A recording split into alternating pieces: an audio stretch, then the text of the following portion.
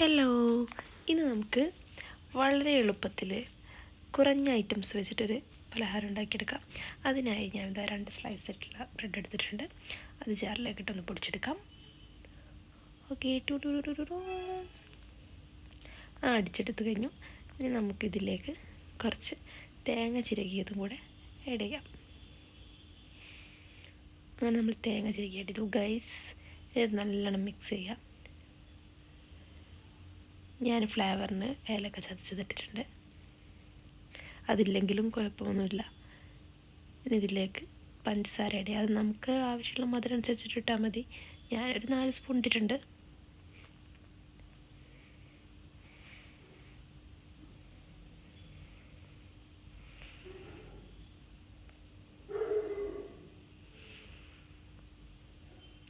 എന്നിട്ട് ഇതുപോലെ നല്ലോണം കുഴച്ചെടുക്കാം. ഇതിൽ വേറെ വെള്ളമൊന്നും കൂട്ടേണ്ട ആവശ്യമില്ല. തേങ്ങൻ്റെ ഒരു നനവുണ്ടാവും, അതുതന്നെ നമുക്ക് ധാരാളമാണ്.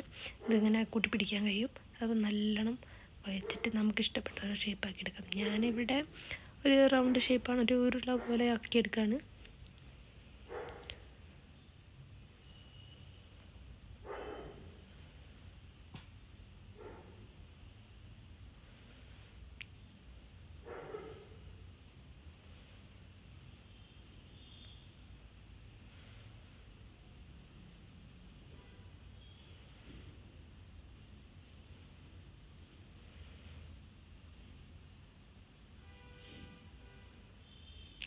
എന്നിട്ട് നമുക്കെല്ലാം ഇതുപോലെ ഉരുട്ടിയെടുത്തതിന് ശേഷം ചൂടായ എണ്ണയിലിട്ട് ജസ്റ്റ് ഒന്ന് വറുത്ത് പോരാം.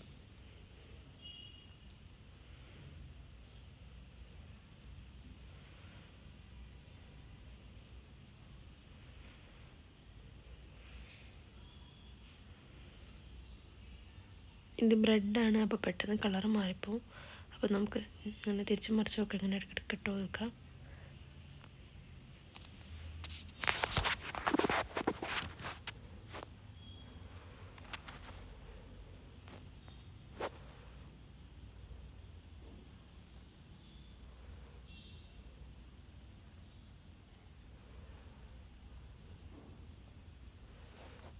കളർ മാറി വരുന്നുണ്ട് ഗൈസ്.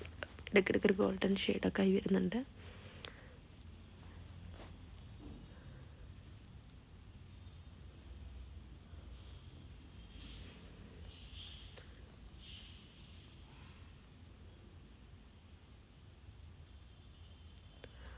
നമുക്ക് ഓരോന്നോരോന്നായി എടുത്ത് വെക്കാം. ഈ ഒരു കളർ മതി. ഈ ഒരു ടൈം ആകുമ്പോൾ പെട്ടെന്ന് കളർ മാറും. എൻ്റെ ഇത് പെട്ടെന്ന് കളർ മാറിപ്പോയി. നമുക്ക് ആദ്യമുള്ള ആ ഒരു കളറിൽ എല്ലാം കൂടെ കോരിയെടുക്കാം.